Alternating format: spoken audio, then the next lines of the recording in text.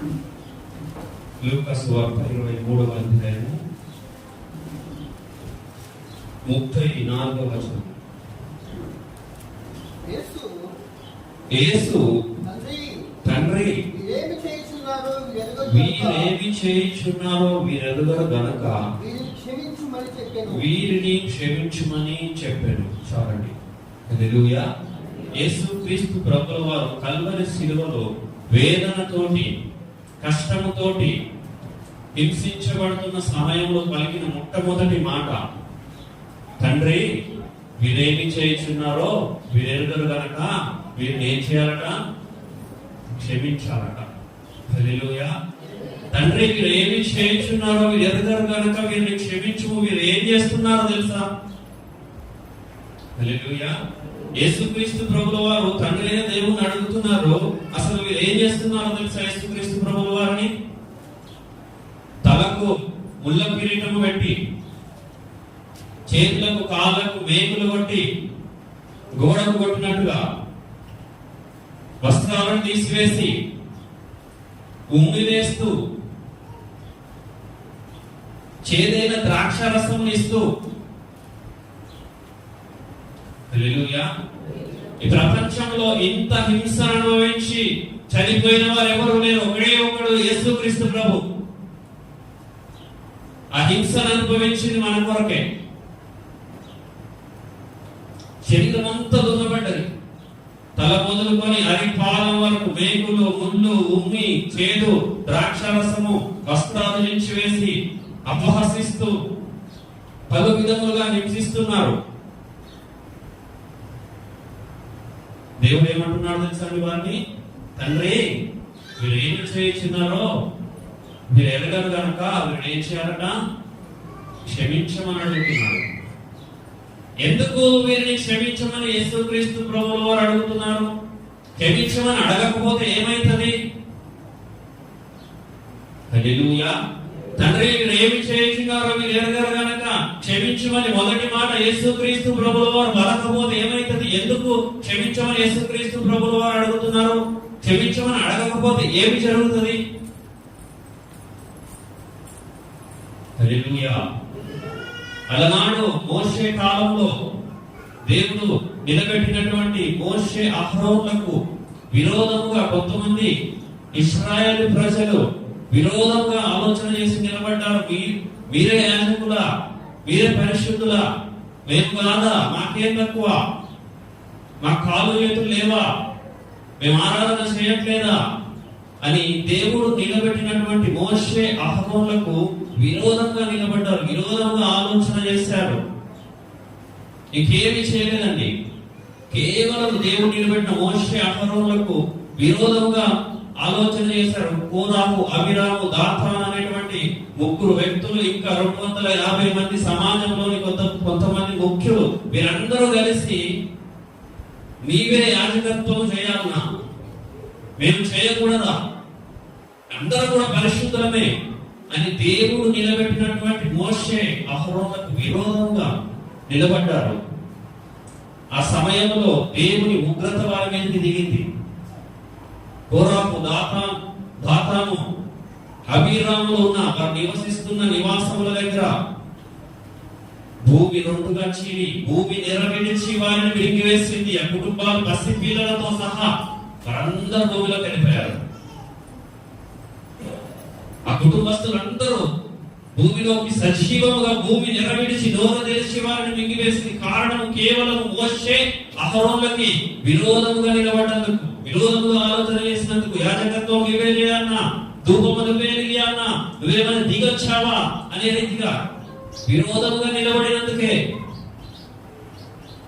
ఇంకా విరోధంగా నిలబడిన 250 మందిని యెహోవా సన్నిధి నుండి అగ్ని బయలుదేరి 250 మంది ఎవరైతే విరోధంగా ఒక టీం లెక్క ఏర్పడ్డారో వారందరినీ కాల్చివేసింది. వీరు ఎవ్వరు కూడా మోషే అహరోనులను కొట్టలేదు, తిట్టలేదు, సిలువ వేయలేదు, ఏమీ చేయలేదు. కేవలం దేవుడు నిలబెట్టిన వారికి విరోధంగా ఆలోచన చేశారు. ఆ రోజున 250 మంది అగ్ని చేత కాల్చబడ్డారు. కోరాహు, దాతాను, అబీరాములు భూమిలోకి వెళ్ళిపోయారు సజీవముగా. తదుపరి మరలా ఇశ్రాయేలు ప్రజలు ఈ యొక్క మోషే అహరోనుల వల్లనే 250 మంది కాలిపోయారు, ఆ కుటుంబాలు భూమిలోకి వెళ్ళిపోయారు. మరలా విరోధంగా ఆలోచన చేసినప్పుడు మరలా యెహోవా సన్నిధి నుండి తెగులు బయలుదేరి 14,700 మంది చనిపోయినట్టుగా మనం సంఖ్యాకాండ 16వ అధ్యాయంలో చూడవచ్చు. అంటే దాదాపు 15,000 మంది చనిపోయారు. భూమి నోరు తెరిచి ఆ కుటుంబాలు చనిపోయాయి. 250 మంది యెహోవా సన్నిధి నుండి బయలుదేరిన అగ్ని చేత కాలిపోయారు. 14,700 మంది తెగులు చేత కాలిపోయారు. తెగులు చేత చనిపోయారు. మీరందరూ 15,000 మంది చనిపోవడానికి, దేవుని ఉగ్రత దిగి రావడానికి కారణం ఏంటంటే కేవలం మోషే అహరోనులకు విరోధముగా వారు నిలబడినందుకే. కొట్టలేదు, తిట్టలేదు, సిలువ వేయలేదు. కానీ ఇక్కడ యేసుక్రీస్తు ప్రభువు వారు సాక్షాత్తు దేవుని కుమారుడై ఉన్నారు. వీరేం చేస్తున్నారు? దేవుని కుమారుని ముళ్ళ కిరీటం పెడుతున్నారు, మేకులు కొడుతున్నారు, ఉమ్మి వేస్తున్నారు. వెనుక నుండి కొట్టి నేను ఎవరు కొట్టారో ప్రవచించి ప్రవక్త అంటున్నారు. మోకరించి అపహసిస్తున్నారు, చేదు రసము దాగిస్తా ఉన్నారు. ఏ రకంగా హింసించాలో ఆ రకంగా హింసిస్తా ఉన్నారు. తండ్రి అయిన దేవుడు ఊరుకుంటాడా? హల్లెలూయా. దేవుడు నిలబెట్టిన మోషే అహరోనులకు విరోధంగా మాట్లాడితేనే 15,000 మంది దేవుని ఉగ్రతకు చనిపోతే, మరి సాక్షాత్తు దేవుని కుమారుని సిలువ వేస్తున్నప్పుడు మరి వారి పరిస్థితి ఏమిటి? ఒకసారి ఆలోచన చేయండి. హల్లెలూయా. యేసుక్రీస్తు ప్రభువు వారు తండ్రి వీరేమి చేయించున్నారో వీరు ఎరగదు కనుక వీరిని క్షమించమని అడగకపోతే వారు బ్రతికి పట్టగడతారా? హల్లెలూయా. కేవలం విరోధంగా నిలబడినందుకే అగ్ని చేత, తెగులు చేత, భూకంపము చేత 15,000 మంది చనిపోతే మీరు మ్యాన్ హ్యాండిలింగ్ చేస్తా ఉన్నారు, అనగా కొడుతా ఉన్నారు, తిడుతా ఉన్నారు, ముల కిరీటం పెడుతున్నారు, హింసిస్తా ఉన్నారు, రక్తాన్ని బయటికి తీస్తా ఉన్నారు, కొరడా వేసి లాగితే చర్మం వస్తా ఉన్నారు కొరడాకి. తండ్రి దేవుడు ఊరుకుంటాడా? హల్లెలూయా. ఉగ్రతను వారి మీదకి దించడా? వారు బ్రతుకుతారా? వారి కొరకు వారి ఆ రకంగా మోసే కాలంలో 15,000 మంది ఏ రీతిగా అయితే చనిపోయారో ఉగ్రత వలన, అలా చనిపోకూడదని యేసుక్రీస్తు ప్రభువు వారు అంటున్నారు, తండ్రి వీరేమి చేయించున్నారో వీరెందరు కనుక వీరిని క్షమించు అని. అందుకు యేసుక్రీస్తు ప్రభువు వారు వారి కొరకు వారి ఫ్యూచర్ ఆలోచన చేసి పెద్ద మనసుతో అంటున్నాడు, తండ్రి వీరేమి చేయించున్నారో వీరెందరు కనుక వీరిని క్షమించు. యేసుక్రీస్తు ప్రభువు వారు సాధారణమైన దేవుడు కాదండి. ఏదైతే చెప్తాడో అదే చేసే దేవుడు, మాట తప్పేవాడు కాదు, ఒకటి చెప్పి ఒకటి చేసేవాడు కాదు. మత్తయి సువార్త 5:44లో దేవుడు ప్రభు ఒక చక్కటి మాట చెప్పాడు. ఒకసారి చదువుకుందాం.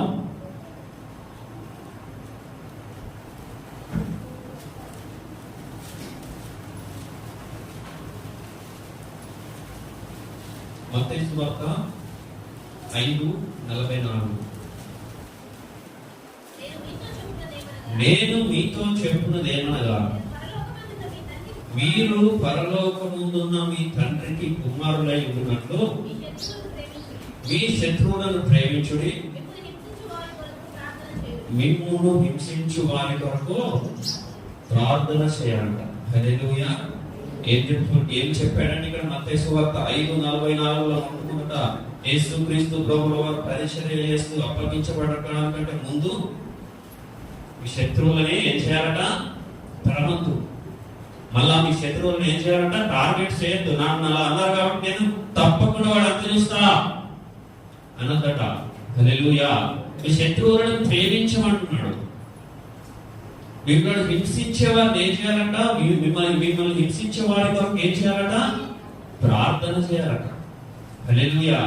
ఇక్కడ యేసుక్రీస్తు ప్రభువు వారు ఏదైతే చెప్తున్నారో అదే చేస్తున్నారు. మత్తయి సువార్త 5:44లో హింసించే వారి కొరకు ప్రార్థన చేయండి చెప్తున్నాడు. ఇక్కడ సిలువ వేసేటప్పుడు ఆ రకంగానే తండ్రి అయిన దేవుడిని ప్రార్థిస్తున్నాడు, తండ్రి వీరేమి చేస్తున్నారో వీరెరగరు కనుక వీరిని క్షమించు, ఈ ఉగ్రత వీరి మీదకి రానివ్వకు అని. హల్లెలూయా. చెప్పేదే చేసే దేవుడు మన దేవుడు. ఈ రోజున యేసుక్రీస్తు ప్రభువును కలిగి జీవిస్తున్న మనమందరం ఒక విషయం పరిశీలన చేసుకోవాలి. ఈ మాటలో నుండి ఒక దానిని మనము వెలికి తీసుకోవాలి. యేసుక్రీస్తు ప్రభువు వారిని కలిగి ఉన్న మనము, రక్షణ పొందుతున్న మనము, మందిరానికి వస్తున్న మనము, నిత్యము ఆయనను స్తుతిస్తున్న మనము, యేసుక్రీస్తు ప్రభు వారి వలె మనము కూడా క్షమించగలుగుతున్నామా? మన పక్కన వారిని మనం క్షమించగలుగుతున్నామా? మన ఇరుగు పొరుగు ఇంటి వారిని మనం క్షమించగలుగుతున్నామా? మన భార్యను మనం క్షమించగలుగుతున్నామా? భర్తను క్షమించగలుగుతున్నామా? సంఘస్థుల్లో ఎవరైనా తెలియక ఏదైనా చేస్తే క్షమించగలుగుతున్నామా? హల్లెలూయా. దేవుడి వాక్యం సెలవిస్తా ఉంది, మీ శత్రువులను ఏం చేయాలంట? హల్లెలూయా. మీ శత్రువులని నేను మీతో చెప్తున్నది ఏమనగా, మీ శత్రువులను ప్రేమించమని దేవుడి వాక్యం సెలవిస్తా ఉంది. శత్రువులను కాదు కానీ మిత్రులను కూడా ప్రేమించలేని స్థితిగతిలో కొంతమంది ఉన్నారు.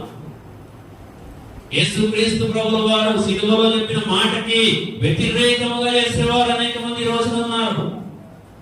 శత్రువులను ప్రేమించమంటే శత్రువుల సంగతి దేవుడు ఎరుగు కానీ మిత్రులను కూడా ప్రేమించలేక ప్రేమిస్తున్నట్టు నటించేవారు అనేక మంది ఈ రోజున ఉన్నారు. వారు దేవుని విడుదలై ఉండడము ఇంకా దురదృష్టకరం. హల్లెలూయా. హింసించుతున్న వారి కొరకు ప్రార్థన చేయమని దేవుడు చెప్తా ఉన్నాడు. మనము ఈ రకముగా జీవిస్తున్నామా? దేవుడు పలికిన మొదటి మాట ప్రకారం మనం జీవిస్తున్నామా? క్షమించగలుగుతున్నామా? మనం పరిశీలన చేసుకోవాలి. చిన్న మాట అంటే మనం తట్టుకోలేం. ఫోన్ ఎత్తాం, గడపలు తొక్కం, ఇక నీ ముఖమనే జీవితంలో చూడను. హల్లెలూయా. ఎందుకు?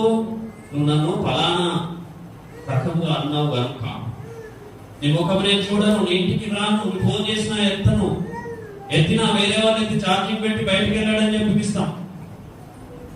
హల్లెలూయా. గడపలు తొక్కము, ఇంటికి వెళ్ళము. క్షమించలేని స్థితిగతులలో మనం ఉన్నామా? లేక దేవుని ప్రకారము, దేవుడు చెప్పిన మాట ప్రకారం మనము హింసించే వారి కొరకు ప్రార్థన చేస్తూ శత్రువులను సైతం ప్రేమిస్తూ క్షమిస్తూ జీవిస్తున్నామా? పరిశీలన చేసుకోవాలి. హల్లెలూయా. క్షమించే వారి వలె మనం ఉండాలి. ఇక్కడ యేసుక్రీస్తు ప్రభువు వారు ఎంత గొప్ప దేవుడు అండి.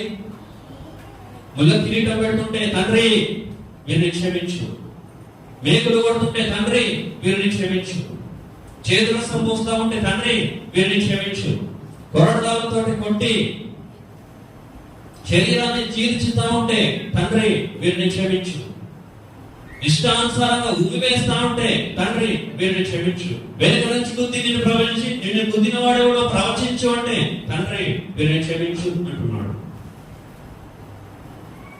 ఈ ప్రపంచంలో హింసిస్తున్న వారి కొరకు ప్రార్థన చేసే ఒకే ఒక దేవుడు యేసుక్రీస్తు ప్రభు. హల్లెలూయా. ఎవ్వరు లేరు. ఏమంటే ఎవరైనా మనల్ని ఒక కర్రతో కొడితే ఏం చేస్తామంటే వెంటనే ఇంకొక కర్ర ఎక్కడ ఉందో లేకపోతే కొట్టడానికి. హల్లెలూయా. వెంటనే పౌరుషం వచ్చేస్తుంది, వెంటనే పగ రగిలిపోతుంది, వెంటనే చర్యకు ప్రతిచర్య. బాల్ ఎంత స్పీడ్ గా గోడకేస్తే అంత స్పీడ్ గా ఎట్లా వస్తుందో అట్లా ఒక వ్యక్తి కర్ర తీసుకొని మనల్ని కొట్టినప్పుడు వెంటనే కర్ర కొరకు వెతుకుతూ ఉంటాం. ఆ వ్యక్తి చేతిలో ఉన్న కర్ర కంటే పెద్ద కర్ర కావాలి, ఎందుకంటే అప్పుడే గట్టి ఎదుగుతుంది దెబ్బ. హల్లెలూయా. ఎవరైనా కర్ర తీసుకొని కొట్టినప్పుడు తండ్రి వీరిని క్షమించండి మనం అనగలుగుతామా? హల్లెలూయా. ఎవరైనా హింసిస్తున్నప్పుడు తండ్రి వీరిని క్షమించమని మనం అనగలుగుతామా? రకరకాలుగా తిడతా ఉంటాం. నువ్వు నాశనం అయిపోతావని, నువ్వు అదని, నువ్వు అదని, నువ్వు ఇదని, రకరకాలు మనకి ఎంత ప్రెస్టేషన్ ఉంటే అంత రకాలుగా తిడుతా ఉంటాం, కొడతా ఉంటారు అనేక మంది. కానీ యేసుక్రీస్తు ప్రభువు వారు చేసినది చూడండి, ఎంత హింసిస్తుంటే తండ్రి వీరేమి చేయించున్నారో మీరు ఎరుగుతారు కనుక వీరిని క్షమించు. ఎంత గొప్ప దేవుడు అండి. అద్భుతాలను మనం చూస్తూ ఉంటాం, దేవుడు చేసే అద్భుతాలను చూస్తూ ఉంటాం, ఆశ్చర్య కార్యాలను చూస్తూ ఉంటాం. కానీ దేవుడు క్షమించే విధానము మనం ఎప్పుడో గుడ్ ఫ్రైడే రోజు ధ్యానిస్తూ ఉంటామేమో, బహుశా మిగతా రోజులలో ఆ 7 మాటలు మర్చిపోతామేమో. కాదు ప్రియులారా, 7 మాటల్లో 7 మర్మముల ప్రకారం మనం జీవించే వారిగా ఉండాలి. గుడ్ ఫ్రైడే దినం నుండి ప్రతి ఒక్క మాట నీ కొరకే పలికాడు. సంతోషంతో పలకలేదండి, ఏసీలో కూర్చొని పలకలేదండి, కాలు మీద కాలేసుకొని పలకలేదండి, కల్వరి శిలువలో హింసించబడుతూ ఎంత రక్తము శరీరంలో నుంచి వెళ్ళిందో తెలియదు, అసలు ఉందో కూడా తెలియదు. శరీరంలో రక్తం ఎక్కడ ఎన్ని ముళ్ళు గుచ్చుకున్నాయో తెలియదు, ఎక్కడ ఎన్ని కొరడాలు పడ్డాయో తెలియదు, ఎన్ని మేకులు గుచ్చారో తెలియదు, ఎంత మంది ముఖము మీద ఉమ్మి వేస్తారో తెలియదు. ఎంత కష్టము, ఇంత హింస నీ దేవుడు ఎందుకు పడ్డాడో తెలుసా? నీ కొరకే. హల్లెలూయా. నీ కొరకు సిలువనెక్కాడు నీ దేవుడు, నీ కొరకు ముళ్ళ కిరీటం పెట్టుకున్నాడు నీ దేవుడు, నీ కొరకు మేకులు కొట్టించుకున్నాడు నీ దేవుడు. హల్లెలూయా. అంత త్యాగము ఈ రోజున దేవుడు మన కొరకు చేస్తాడు. మరి అంత హింసిస్తున్నప్పుడు కూడా ఆయన చూడండి చెప్పిన మాటను మర్చిపోలేదు. మిమ్మల్ని హింసించే వారి కొరకు ప్రార్థన చేయమని చెప్పాడు, అదే చేస్తున్నాడు. ఈరోజు మనం ఏ రకంగా ఉన్నామో పరిశీలన చేసుకోవాలి. మనం ఆయన పోలిక చొప్పున ఆయనకు మాదిరికరంగా జీవిస్తున్నామా, లేక అన్ని మంచిగా ఉన్నప్పుడు మంచిగా ఉండి ఏదైనా ఈ లోకంలో మనల్ని ఎవరైనా ఏమని అన్నప్పుడు క్షమించలేక, ప్రేమించలేక, తిట్టేవారిగా, కొట్టేవారిగా, రివెంజ్లు టార్గెట్ చేసుకునేవారిగా, గడపలు తొక్కునేవారిగా, హోమెత్తుకోని వారిగా ఉన్నామా పరిశీలన చేసుకోవాలా. యేసుక్రీస్తు ప్రభువు వారి లెక్కనే ఉండాలా అని నేను చెప్పట్లేదు, బైబిల్ సెలవిస్తాను. 1 పేతురు 1:24 2:21 1 పేతురు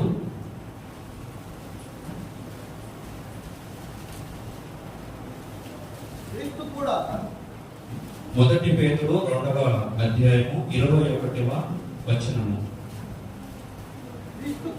ఇందుకు మీరు పిలువబడితిరి, క్రీస్తు కూడా మీ కొరకు చదవండి, మీ కొరకు బాధపడి మీకు తన అడుగుజాడలను నడుచుకున్నట్లు మీకు మాదిరి ఉంచిపోయాను. హల్లెలూయా. యేసుక్రీస్తు ప్రభువు ఏమి ఇచ్చిపోయాడట? మనకు మాదిరి ఉంచిపోయాడట. మీరు తన అడుగు జాడలేదు నడుచుకున్నట్లు, అంటే యేసుక్రీస్తు ప్రభు అడుగు జాడలో మనం నడవాలంటే యేసుక్రీస్తు ప్రభు వారు ఏ రకంగా క్షమిస్తున్నాడు ఆ రకంగా క్షమించమని దేవుని వాక్యం సెలవిస్తా ఉంది. అదే అడుగు జాడలేదు నడుచుకుంటా, అదే క్రీస్తును పోలి జీవించుట. యేసుక్రీస్తు ప్రభు వారి వల్ల ఎవరు క్షమించలేరండి. యేసుక్రీస్తు ప్రభు వారు ఎవరు త్యాగం చేయలేరు. యేసుక్రీస్తు ప్రభు వారు ఎవరు ప్రేమించలేరు. కానీ మాక్సిమం మనం ప్రయత్నం చేసే వారి వల్ల ఉండాలి. మాటలు విన్న తర్వాత అంత చేసే పరిస్థితి లేదు. యేసుక్రీస్తు వారి వల్ల ప్రేమించే పరిస్థితి, క్షమించే పరిస్థితి లేదు. కానీ మాక్సిమం ఆయన చేసిన దాంట్లో 1% 1% అన్న మనము ప్రయత్నం చేసే వారి వల్ల ఉండాలి. ఆ రకంగా క్షమించటకు, ఆ రకంగా జీవించటకు ప్రయత్నం చేయమని దేవుని వాక్యం సెలవిస్తా ఉంది. మీరు తన అడుగు జాడలేదు నడుచుకున్నట్లు మీకు మాదిరి ఉంచిపోయాడు. ఆ మాదిరి మీరు ఫాలో అవ్వండి. ఆ రకంగా మీరు క్షమించమని దేవుని వాక్యం సెలవిస్తుంది. మరి ఆ రకంగా మనం క్షమిస్తున్నామో లేదో తెలియదు కానీ, ఆ రకంగా జీవిస్తున్నామో లేదో మనకు తెలియదు కానీ స్టెఫెను ఆ రకంగా జీవించాడు. హల్లెలూయా. మనం ఏ రకంగా జీవిస్తున్నాం మనకు తెలుసు కానీ బైబిల్ గ్రంథంలో రాయబడింది మనం చూసినప్పుడు స్టెఫెను యేసుక్రీస్తు ప్రభు ఏదైతే చేస్తున్నాడో అదే చేస్తున్నాడు. అపోస్తలుల కార్యములు 7:60 ఒకసారి చదువుకుందాం.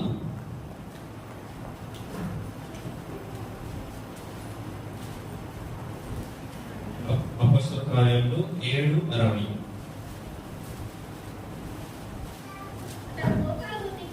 అతడు మోకాలుని ప్రభువా వారి మీద ఈ పాపము మోపకుమని గొప్ప శబ్దముతో పలికెను. ఈ మాట పలికి నిద్రించను. చాలండి. హల్లెలూయా. వారి మీద ఈ పాపము మోపకుమని గొప్ప శబ్దంతో పలికాడు స్టెఫెను. ఏ పాపము? హల్లెలూయా. స్టెఫెన్ ఏం చేస్తున్నారో తెలుసా? ఎప్పుడు ఈ మాటలు పలికారో తెలుసా? స్టెఫెన్ గారు రాళ్లతోటి కొడుతున్న సందర్భంలో ఏ సైజు ఉందో తెలియదు. ఒక్కొక్క రాయి ఎక్కడ తగులుతుందో ఒక్కొక్క రాయి తెలియదు. ముక్కు మీద తగులుతుందా, మాడ మీద తగులుతుందా, తగలరాని చోట తగులుతుందా తెలియదు. రాళ్లతోటి కొడుతూనే ఉన్నారు రౌండప్ చేసి. ఆ సందర్భంలో ఏం చేయాలా? ఎదురుదాడి చేయట్లేదండి. యేసుక్రీస్తు ప్రభుల గారు కాదు స్టెఫెన్, యేసుక్రీస్తు ప్రభుల వారిని పోలి నడుచుకునే వ్యక్తి. రాళ్లతోటి రౌండప్ చేసి కొడతానప్పుడు ఏం చేస్తున్నాడో తెలుసా? స్టెఫెన్ ఎదురుదాడి చేయట్లేదు. ఫోన్ చేసి అరే మనలో 50 మందిని రమ్మని ఇక్కడికి చూసుకుందాం అనట్లేదు. హల్లెలూయా. ఏం చేస్తున్నాడు తెలుసా? వారి మీద ఈ పాపము మోపకమని ప్రార్థన చేస్తున్నాడు. యేసుక్రీస్తు ప్రభువుల వారు క్షమిస్తున్నాడు. ఈ యొక్క స్టెఫెను యేసుక్రీస్తు ప్రభు ఫాలో అవుతున్నాడు. మరి ఈ రోజున నీవు యేసుక్రీస్తు ప్రభువు ఫాలో అవుతున్నావు లేదా పరిశీలన చేసుకోవాలి. గుడ్ ఫ్రైడే దినమున హల్లెలూయా. మందిరానికి వస్తానండి, బాప్తిసం తీసుకున్నానండి, నేను క్రైస్తవుడనండి అని మనం చెప్పుకుంటాం. మరి దేవుని పోలి మనం నడుచుకుంటున్నామా? ఈ స్టెఫెన్ వలె మనం పరిశీలన చేసుకోవాలి. స్టెఫెన్ రాళ్లతో కొడుతుంటే గుర్తు చేసుకున్నాడు, ఇదిగో నా ప్రభువును కూడా ఈ రకముగా చేశారు, నా ప్రభు క్షమించాడు, నేను కూడా క్షమిస్తా అని క్షమిస్తున్నాడు. నా ప్రభు వారి కొరకు ప్రార్థన చేశాడు, నేను కూడా ప్రార్థన చేస్తా అని ప్రార్థన చేస్తున్నాడు. అంటే యేసుక్రీస్తు ప్రభు ఏదైతే చేస్తున్నాడో ఈ స్టెఫెన్ కూడా అదే చేస్తున్నాడు. ఈ రోజున నీవు యేసుక్రీస్తు ప్రభు ఏదైతే చేశాడో అదే నువ్వు చేస్తున్నావా లేక నీ ఇష్టానుసారంగా చేస్తున్నావా పరిశీలన చేసుకోవాలా. యేసుక్రీస్తు ప్రభు వారు ప్రేమిస్తున్నాడు, నువ్వు ప్రేమిస్తున్నావా? యేసుక్రీస్తు ప్రభు వారు క్షమించినట్టుగా మనం చూస్తున్నాం. నువ్వు ఇంతవరకు ఎవరితోనన్నా వైరం పెట్టుకుంటున్నావా, పిచ్చి కాయం పెట్టుకుంటున్నావా లేదా క్షమిస్తున్నావా పరిశీలన చేసుకోవాలి. ఒకవేళ ఇంతవరకు నీ పరిస్థితి స్థితిగతి ఏ రకంగా ఉన్నప్పటికీ ఈ యొక్క మొదటి మాట విన్న తర్వాత ఈ యొక్క క్రీస్తు తర్వాత స్టెఫెన్ కూడా ఏం చేస్తున్నాడో చూసిన తర్వాత నేను కూడా క్రీస్తు పోలికలోకి మార్చబడతానని తీర్మానం తీసుకోవాలి. నేను కూడా నా బంధువులను క్షమిస్తా. ఇప్పటి వరకు ఎవరింటికి పోనో వారింటికి వారి గడప ఈ రోజు నేను దొక్కుతా, నేను క్షమిస్తున్నా. వారి ఫోన్ నేను ఎత్తుతా, నేను క్షమిస్తున్నా. వారింటికి వెళ్ళి నేనే క్షమాపణ చెప్తా, వారిని నేను క్షమిస్తున్నా. కారణం నా దేవుడు క్షమించాడు, నేను నా దేవుని పోలి నడుచుకుంటాను స్టెఫెన్ వలె అని. నీవు ఉంటావా? ఉండగలవా? అటువంటి తీర్మానం ఈ గుడ్ ఫ్రైడే మొదటి మాట విన్న తర్వాత నీవు తీసుకోగలవా? పరిశీలన తీసుకోవాలి ప్రియులారా. అప్పుడే నువ్వు క్రీస్తును పోలి స్టెఫెన్ వలె జీవిస్తున్న వాడు అవుతావు. లేకపోతే నీ ఇష్టానుసారంగా రాంగ్ రూట్ లో నువ్వు వెళ్ళేవాడి వలె ఉంటావు. నీవు క్రీస్తుని కలిగి ఉంటే క్రీస్తు వలె జీవించాలి. సమయం లేదు ఇంకా.